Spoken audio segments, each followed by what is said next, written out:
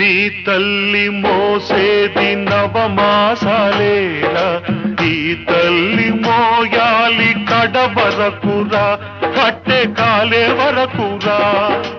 ఆ రుణం తల కొరివితో తీరేనురా, ఈ రుణం ఏ రూపాన తీరేదిరా.